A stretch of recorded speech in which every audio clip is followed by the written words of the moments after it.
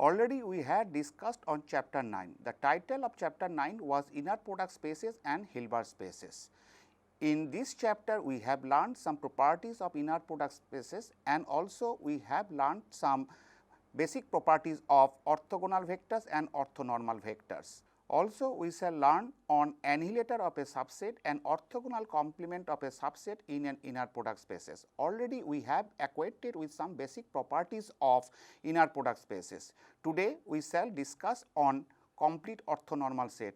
Any orthonormal set can be extended to a complete orthonormal set of vectors in an inner product space. Also we shall learn on a topic that any set of independent vectors can be extended to a complete orthonormal set, and this is done by a Gram-Schmidt orthogonalization process. Now, we are discussing on module 4 of chapter 9. The title of module 4 is some results on Hilbert spaces. Now, let us take a theorem. The annihilator of a subset and the orthogonal complement of a subset coincide in a Hilbert space. The annihilator of a subset means the collection of all linear functionals which are always bounded such that inner product x comma x dash equal to 0, where x dash is taken from set of all bounded linear functionals. So, the proof goes below.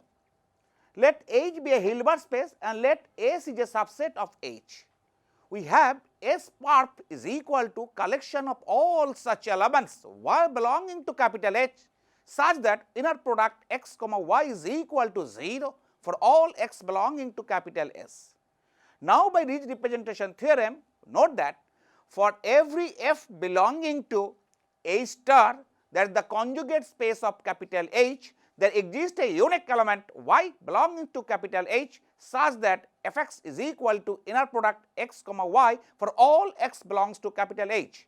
So, the correspondence f to y and the vice versa from y to f have appeared, and we get norm of f is equal to norm of y. Thus, S over superscript A is equal to collection of all functionals f belonging to H dash such that fx equal to 0 for all x belongs to capital S. That means the collection of all y belonging to capital H such that inner product x comma y is equal to 0 for all x belongs to capital S, which is equal to S perp, implying that the annihilator of S and the complement of S coincide in a Hilbert space capital H. Now, let us take a theorem. Let X be a separable inner product space and let M be an orthonormal set in X, then M is countable. X be a separable inner product space means there exists a countable set which is everywhere dense in X. Now, let us take a proof of this theorem. Let x comma y belongs to capital M such that x is different from y. So, norm of x equal to 1 which is equal to norm of y, and inner product x comma y is equal to 0.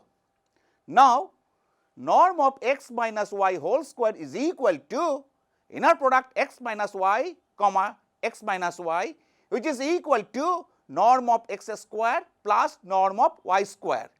We have used the inner product relation, but inner product x comma y is equal to 0. Thus, norm of x square plus norm of y square is equal to 2. That means, norm of x minus y whole square equal to 2. That means, norm of x minus y is equal to root 2. As x is separable, there exists a countable set A y1, y2 dot dot dot yn in X, which is everywhere dense in capital X. Let u comma v belongs to M, which is again a subset of X such that u is not equal to v. Let epsilon greater than 0 be arbitrary. So, we can find yn and ym in A such that norm of u minus yn strictly less than root over 2 by 3 and norm of v minus ym strictly less than root over 2 by 3. Now, norm of u minus v less or equals to norm of u minus yn plus norm of yn minus ym plus norm of ym minus v. It is used by triangle inequality of norm axiom 3. which is again less than 2 root 2 by 3 plus norm of yn minus ym. Therefore, root 2 is strictly less than 2 root 2 by 3 plus norm of yn minus ym, which on simple calculation we get norm of yn minus ym is strictly greater than root 2 by 3, which implies that yn is not equal to ym. So, we see that u not equal to v implies yn not equal to ym. Thus, the mapping m to a defined by u to yn is 1-1 correspondence. So, m is countable. Now, let us take another theorem which is very important theorem in Hilbert space. Let X be an inner product space, then there exists a complete orthonormal set in X, and any orthonormal set in X can be extended to a complete orthonormal set in capital X. First, we shall prove 2. If we can prove 2, then automatically 1 follows. So, we shall now prove 2. Let X belongs to capital X such that X is not equal to 0 vector.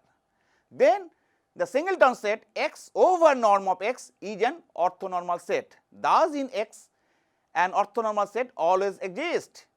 Let E be an orthonormal set in X. Take S equal to collection of all sets A alpha, where alpha belongs to delta, delta being the indexing set, and S be a family of orthonormal set containing E. Clearly, S is non-empty.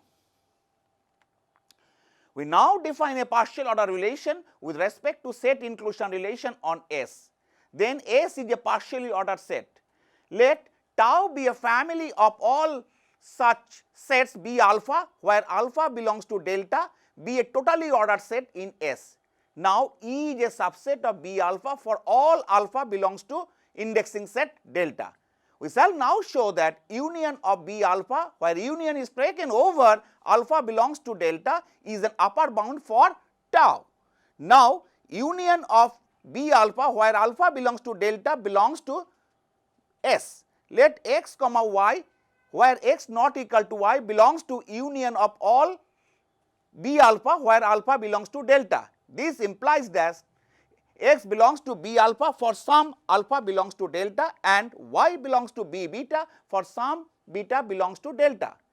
As tau is totally ordered, either B alpha is a subset of B beta or B beta is a subset of B alpha. Without loss of generality, let B alpha is a subset of B beta. So, X belongs to B alpha implies X belongs to B beta. Also, norm of X equal to 1 and norm of y equal to 1, since B beta is an orthonormal set in capital X. Since X comma y belongs to B beta, we have inner product X comma y is equal to 0. So, union of B alpha, where alpha belongs to delta, is an orthonormal set in capital X containing E, and each B alpha belongs to union of B alpha, where alpha belongs to delta. So, union of B alpha, where alpha belongs to delta, is an upper bound for tau in S. So, S is inductively ordered.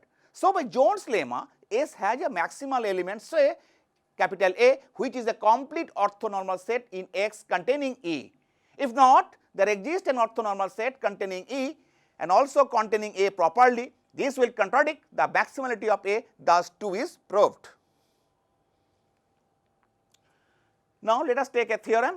Let capital X be an inner product space, and let y1, y2 dot dot yn dot dot dot be a set of linearly independent vectors in capital X. Then there exists an orthonormal set x1, x2 dot dot xn dot dot dot belongs to capital X such that box collection of elements y1, y2 dot dot yn is equal to box collection of elements x1, x2, xn, where n is not fixed. The proof follows by principle of mathematical induction. For n is equal to 1, take y1 is a non-zero element belonging to capital X. Take x1 is equal to y1 by norm of y1. So, norm of x1 is equal to 1. So, box singleton set y1 is equal to box singleton set x1 by simple calculation, where norm of y1 is equal to alpha. Let us assume that the result is true for n minus 1 elements, that is box collection of elements y1, y2 up to yn minus 1 is equal to box collection of elements x1, x2 up to xn minus 1. Let W equal to yn minus sigma k equal to 1 to n minus 1 inner product yn comma xk into xk.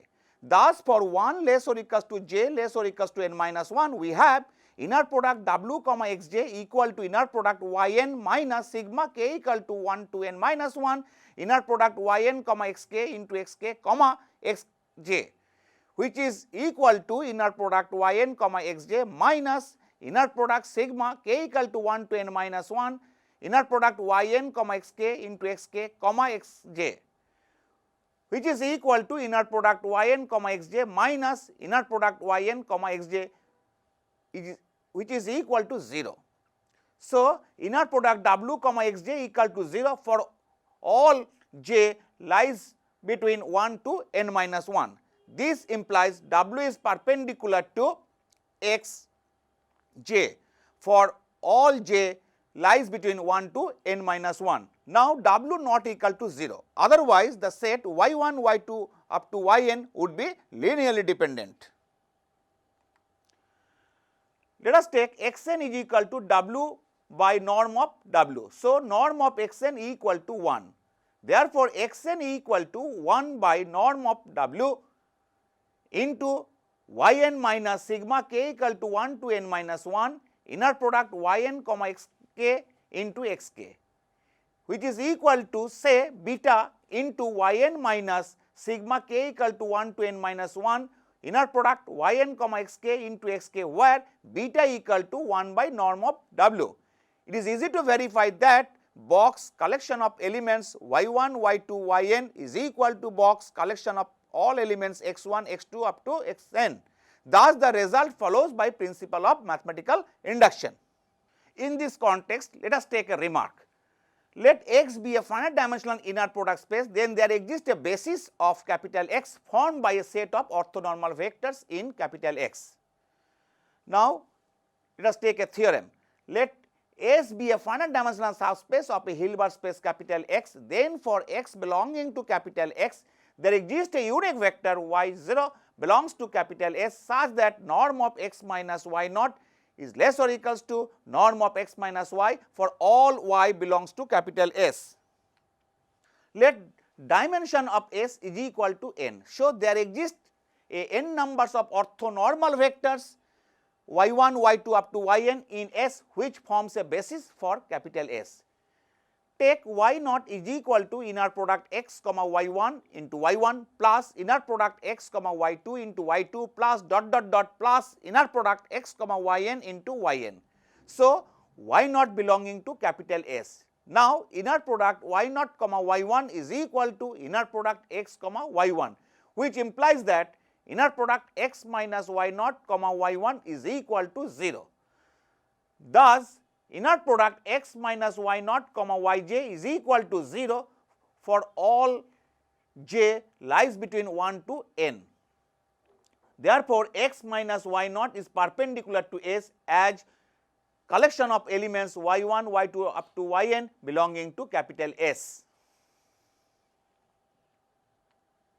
So, by earlier theorem, norm of x minus alpha 1 y1 plus alpha 2 y2 plus dot dot dot plus alpha n yn attains its minimum value at alpha 1 alpha 2 dot dot alpha n belonging to Cn whenever inner product x comma yk is equal to alpha k, k is equal to 1 2 up to n. Thus, y naught is the required vector in S such that norm of x minus y naught less or equals to norm of x minus y for all y belonging to capital S whenever y naught is equal to inner product x comma y1 into y1 plus inner product x comma y2 into y2 plus dot dot dot plus inner product x comma yn into yn. If possible, let y naught is equal to beta 1 y1 plus beta 2 y2 plus dot dot dot plus beta n yn be another representation of y naught as collection of elements y1, y2 up to yn is linearly independent. We have beta I is equal to inner product x comma yi, I equal to 1 2 up to n. Hence, alpha I equal to beta I for I equal to 1 2 up to n. Thus, y naught belonging to capital S is unique. Now, we are going to discuss some further properties on Hilbert spaces. The properties, namely, if S be a complete subspace of an inner product space, then there always exists a vector which is unique belonging to capital S such that norm of x minus y naught is less or equals to norm of x minus y for all y belonging to capital S, and x minus y naught is perpendicular to S. And from this we shall conclude that there always exists a unique vector in capital S of smallest norm. In the context of earlier theorem, we get another theorem. Let capital S be a complete subspace of an inner product space capital X, and if x belongs to capital X be any vector, then there exists a unique vector y naught belonging to capital S such that norm of x minus y naught is less or equals to norm of x minus y for all y belonging to capital S, and number 2, x minus y naught is perpendicular to capital S. Now, in this context, we get another theorem. Let S be a complete convex subset of an Hilbert space capital X. In earlier theorem, we have stated S be a subspace which is a complete. Here, instead of the subspace, we take convex subset. So, thus we have taken S be a complete convex subset of an Hilbert space capital X, and let x belongs to capital X be any vector, then there exists a unique vector y naught belonging to capital S such that norm of x minus y naught is less or equals to norm of x minus y for all y belonging to capital S. The proof looks like this. Let delta equal to infimum of norm of x minus y, where y is taken from S. So, there exists a sequence of vectors yn belonging to capital S such that norm of x minus yn goes to delta as n tends to infinity. Now, for any n comma m belongs to natural numbers set n, we get norm of ym minus x plus norm of yn minus x whole square plus norm of ym minus x minus yn minus x whole square equal to 2 into norm of ym minus x whole square plus norm of yn minus x whole square by parallelogram law.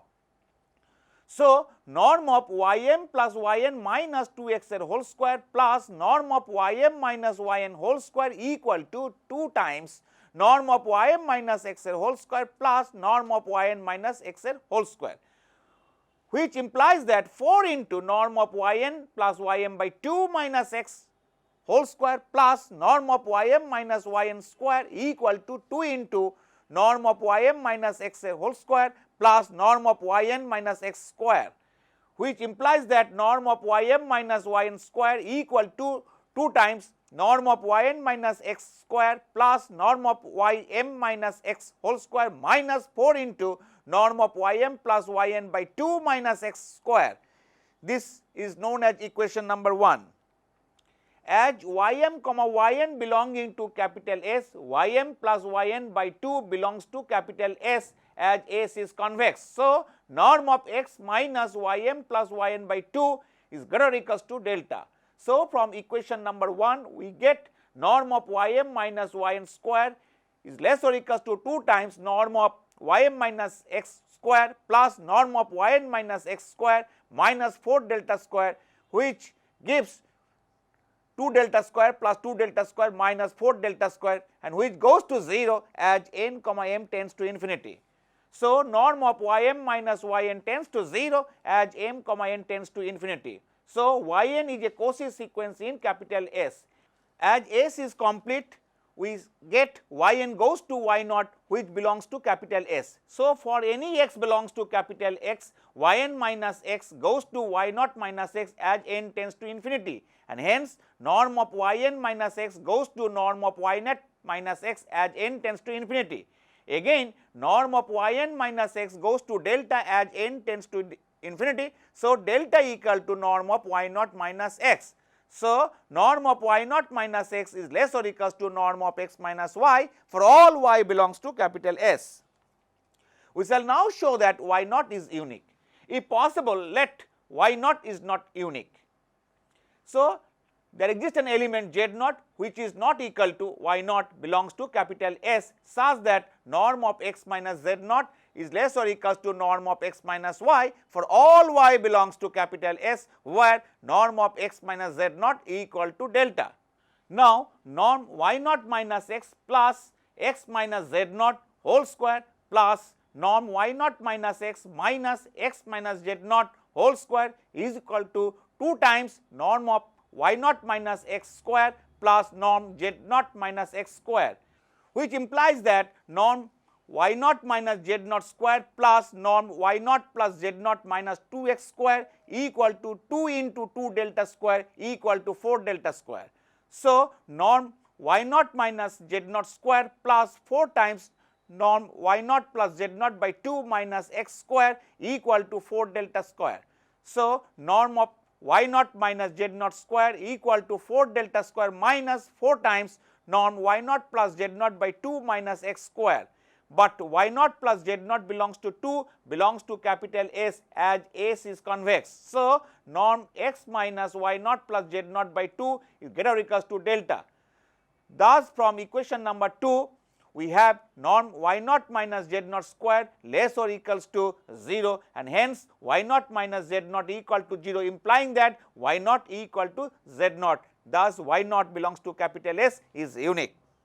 Now, we get another theorem. Let capital S be a complete subspace of a Hilbert space capital X. Let X belongs to capital X, then there exists a unique vector Y0 belongs to capital S such that norm x minus Y0 less or equals to norm x minus y for all y belongs to capital S. And number 2, x minus Y0 is perpendicular to capital S. As capital S is a linear subspace of capital X, it follows that S is convex. So, one follows from the earlier theorem. Now, for the proof of 2, let Z equal to x minus Y0, where Y0 belongs to capital S. Let y be any vector in capital S such that norm of y equal to 1. Let lambda be any scalar. Now, norm z minus lambda y square is equal to inner product z minus lambda y comma z minus lambda y, which is equal to inner product z comma z minus lambda times inner product y comma z minus lambda bar into inner product z comma y plus modulus of lambda square into inner product y comma y, which is again equals to norm z square minus lambda times inner product y comma z minus lambda bar into inner product z comma y plus modulus of lambda square as norm of y equal to 1, which is equal to, on simple calculation, norm of z square minus modulus of inner product z comma y whole square plus modulus of inner product z comma y minus lambda square. Take lambda not equal to inner product z comma y. So, norm z minus lambda not y square equal to norm z square minus modulus of inner product z comma y square. Now, z minus lambda not y equal to x minus y naught minus lambda not y, as z is equal to x minus y naught is assumed. So, which is equal to x minus y naught plus lambda not y, but y naught plus lambda not y belongs to capital S. So, norm of x minus y naught is less or equals to norm x minus y naught plus lambda not y, which is equal to norm z minus lambda not y, because z equal to x minus y naught. So, norm z is less or equals to norm z minus lambda not y. Therefore, norm z square less or equals to norm z minus lambda not y square is equal to norm z square minus modulus of inner product z comma y square. Thus, modulus of inner product z comma y square is less or equals to 0, which implies that inner product z comma y equal to 0. Hence, z is perpendicular to y. So, x minus y naught is perpendicular to s, and thus the proof of 2 follows. In this module, we have learnt some additional properties on inner product spaces, namely the existence of a complete orthonormal set of vectors in an inner product space. Also, we have learned the existence of a unique vector of smallest norm. With this, we now come to an end of this module 4.